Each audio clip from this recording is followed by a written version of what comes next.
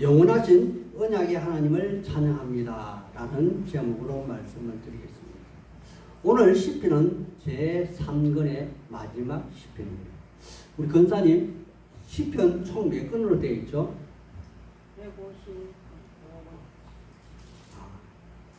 150편으로 되어 있는데 총 5권으로 이루어져 있습니다. 그런데 각 장마다 이 끝마치는 부분을 아멘 아멘이라고 이렇게 기록해 놓았어요. 오늘 마지막에도 아멘으로 기록이 되어 있죠. 2번 아멘. 1편에서 41편, 그리고 42편에서 72편, 73편에서 89편은 뒤에 아멘 아멘 두 번 기록이 되어 있습니다. 그리고 90편에서 106편, 107편에서 150편 뒤에는 할렐루야라고 그렇게 기록이 되어 있다는 것을 기억해 주셨으면 좋겠습니다. 이렇게 모세 오경 중에 제3권은 내기에 해당하는 것으로서 하나님께 예물을 드리고 제사하고 기도하고 찬양하는 그러한 시편으로서 하나님의 백성으로 거룩함, 즉 구별됨을 강조하는 그러한 시편이라는 것입니다. 그렇다면 제3권의 시작인 시편 73편은 시인이 하나님의 성소에서 비로소 세상의 이치를 깨닫고 세상에서 가장 복된 삶을 그 성소에서 하나님 가까이 하면서 찾아내라 그렇게 고백함으로 시작하였다는 것입니다. 그리고 마지막 89편은 그의 자비와 인자와 성실하심에 기인한 다윗의 언약, 사무엘하 7장 12절에서 13절의 말씀처럼 영원히 그와 함께 하실 것인데, 그럼에도 불구하고 이 땅에 살면서 선택받은 자는 아직은 불완전한 현실의 삶과 하나님의 인자로 내려놓으신 완전한 언약적 삶에는 괴리가 있다는 것이며, 오늘 시편은 그 괴리를 신앙의 어우성과 삶의 고백으로 메꾸리는 그러한 시편으로 구성이 되어 있다는 것입니다. 그럼 본문을 한번 살펴보기 이전에 오늘 시편의 배경을 잠깐 말씀을 드리겠습니다. 오늘 시편의 배경은 많은 학자들이 주장하는 바 다윗의 손자이고 솔로몬의 아들인 르호보암 왕이 되었을 때 솔로몬과 르호보암의 대적자 르호보암이 율부족을 이끌고 북이스라엘 만들어 분리되어 나갔고 오직 유다와 베냐민 두 부족밖에 남지 않아 있을 때 애굽 왕 시삭이 쳐들어와서 솔로몬이 아버지 다윗의 도움을 받아서 성전과 성전의 근지를 더 높이기 위하여 만들어 놓은 금방패와 왕궁의 보물을 가져갔다는 그러한 국가적 위기 속에서 여기 시는 엄청난 충격 속에 그래도 다윗의 왕조는 영원할 것이라는 그러한 믿음을 가지고 소망으로 지연시라는 것이 오늘 대표적인 시편의 배경입니다. 그래서 제가 오늘 본문의 시편을 총 4단락으로서 나누어서 한번 살펴보았습니다. 첫째 단락은 하나님의 왕되심에 대한 찬양으로 1절에서 18절까지의 말씀입니다. 시인은 먼저 1절에서 주의 인자와 성실하심을 나의 입으로 대대에 알게 하겠노라 그렇게 시인은 서원하고 있습니다. 하나님의 사람들이요, 이렇게 시인이 먼저 서운한 행위를 밝히는 것은 아마도 그에게는 강력하고 꼭 이루고 싶은 소망이 있기 때문일 것입니다. 그리고 그의 서원의 내용으로 주의 인자와 성실을 그는 앞세우고 있습니다. 이는 어쩌면 시인의 입장에서 주님의 헤세드, 인자와 해무나 성실을 말하는 것은 그에게 하나님이 다윗에게 약속하신 언약의 이행 준수가 그 무엇보다도 중요하고 꼭 필요했기 때문일 것입니다. 지금 이스라엘 나라의 운명은 시인이 보기에 백척간두에 서 있습니다. 물론 그 책임은 모두 그들 자신에게 있습니다. 처음 다윗이 나라를 세우고 굳건하게 하였을 때 하나님은 그 나라를 참으로 창대케 했습니다. 그러나 그의 아들 솔로몬 이 이방인 들을 아내로 세우고 또 처첩을 맞이했고 또 그의 아들 르호보암은 산과 골짜기에 산당을 세워서 남색하는 자가 일어나게 했으며 백성들을 예민하며 그 다윗의 첫 행위를 그들은 벌였다는 것입니다. 이러한 때 나라는 두동강이 났고 옛날에 혈맹관계를 이루고 받들었던 그들 애굽 왕은 자기의 권리를 주장하며 왕과 그 왕궁의 성전의 그 기물을 그리고 무엇보다도 성전의 참 권위의 상징인 금방패를 애굽 왕 시상은 빼앗아가 버렸다는 것입니다.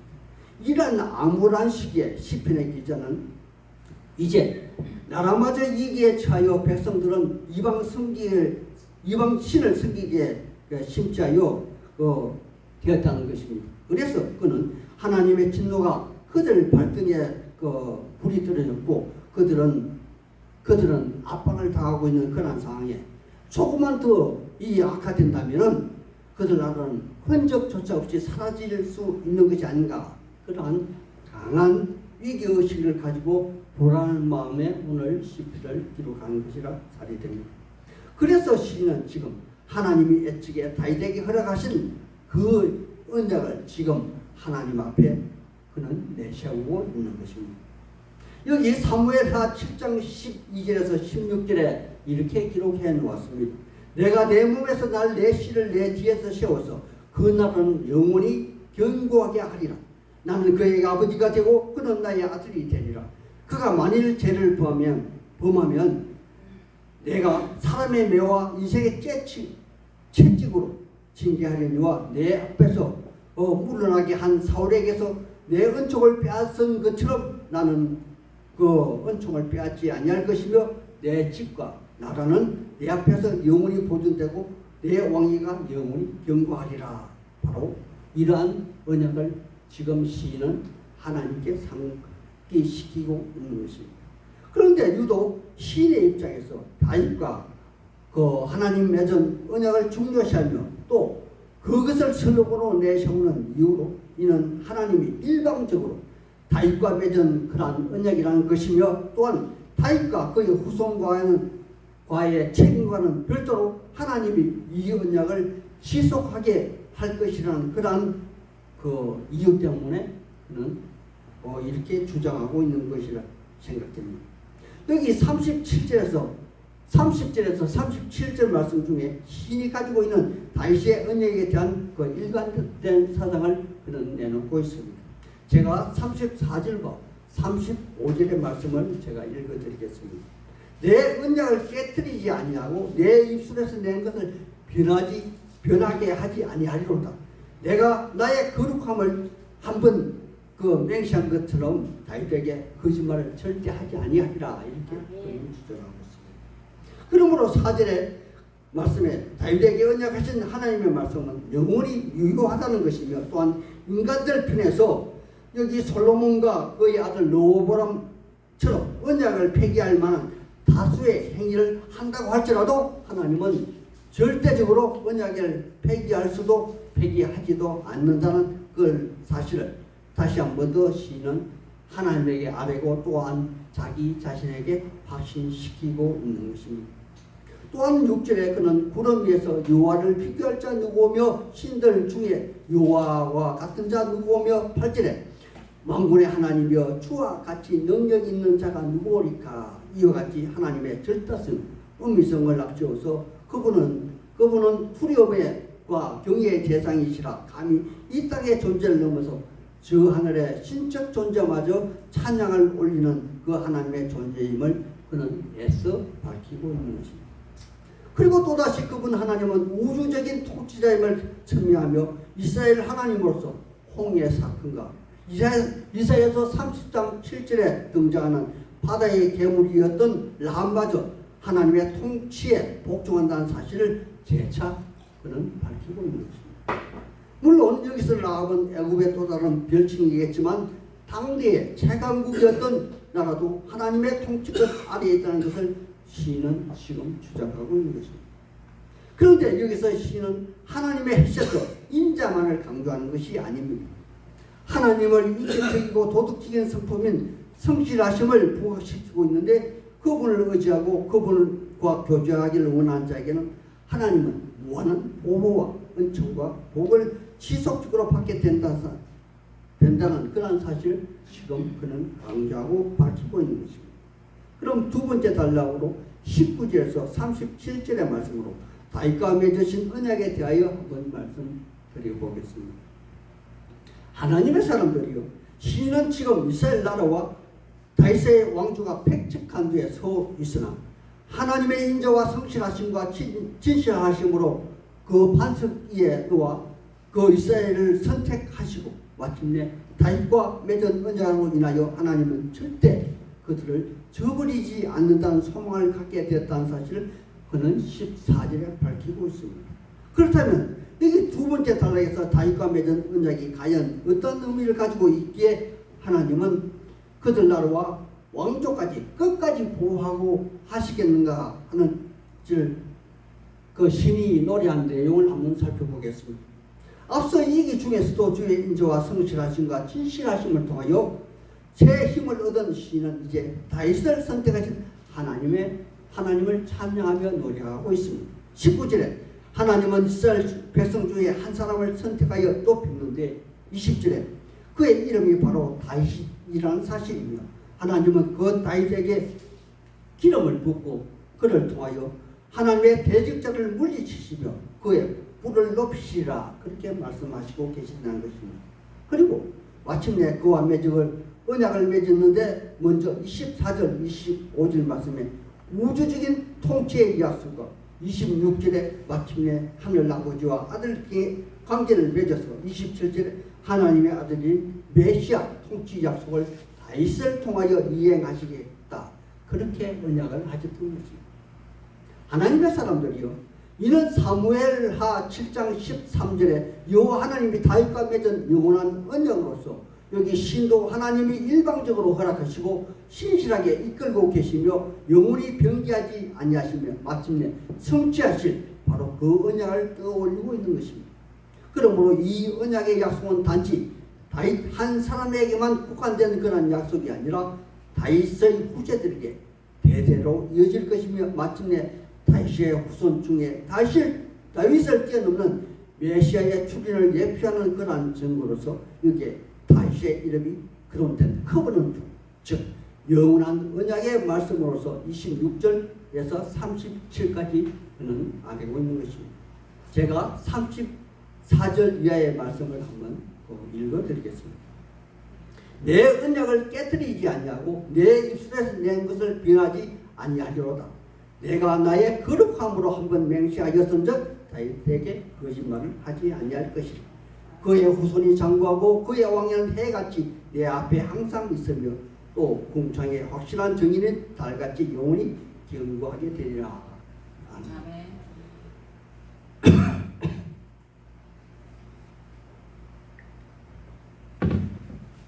하지만 그럼에도 불구하고 하나님은 다윗과 그의 후손들에게 순종과 충성을 조건으로 내세우시며 이는 다윗 왕과의 영광과는 별도로 자신들의 죄가는 그들이 친히 담당하게 될 것을 선언하셨으며 여기에 오늘 시인이 살고 있는 현실의 삶에서 경험하고 느끼는 현실 상황을 이야기하고 있는 것입니다.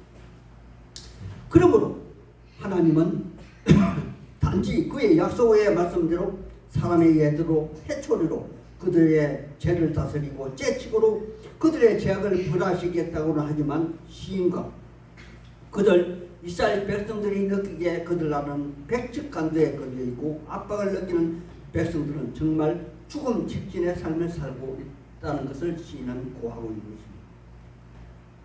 여기에 세 번째 단락으로서 38절에서 51절의 말씀을 시인은 애가로 노래하고 있습니다.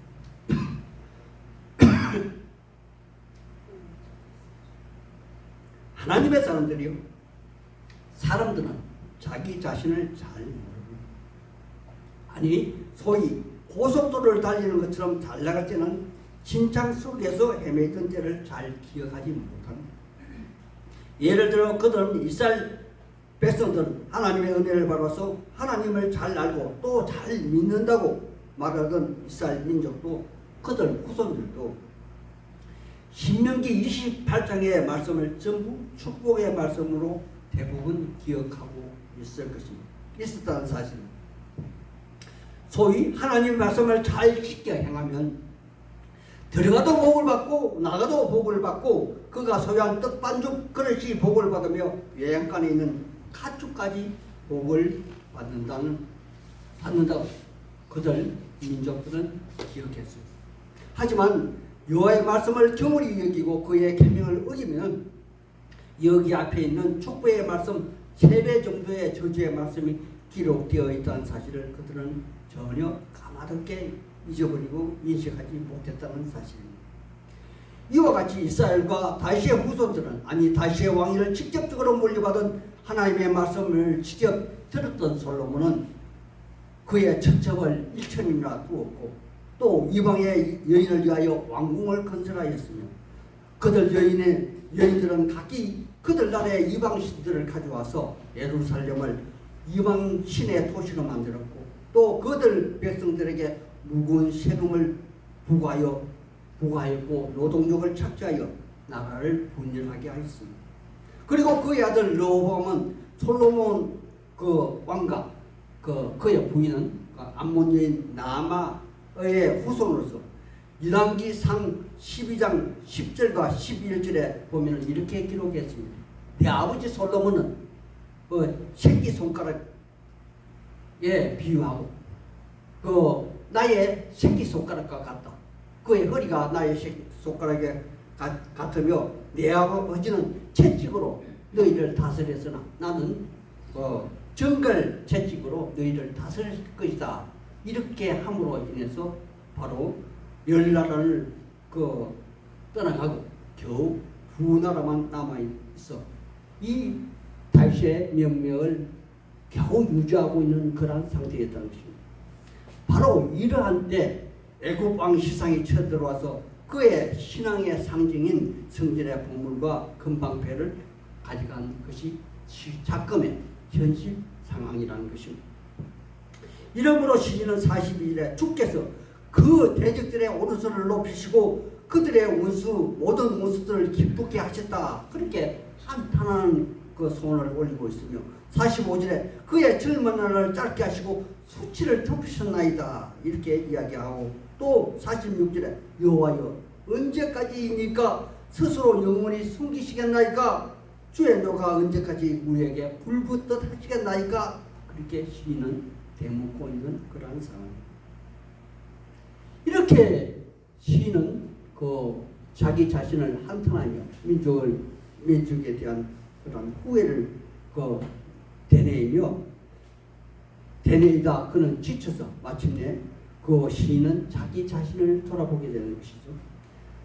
47절에 보면 주여 나의 때가 얼마나 짧은지 기억하소서. 주께서 모든 사람을 어찌 이리 허무하게 창조하셨나이까. 48절에 누가 살아서 죽음을 보지하냐고 자기 영혼을 서울에서 건지리이까. 그렇게 한탄하며 애가를 부르고 있는 것입니다.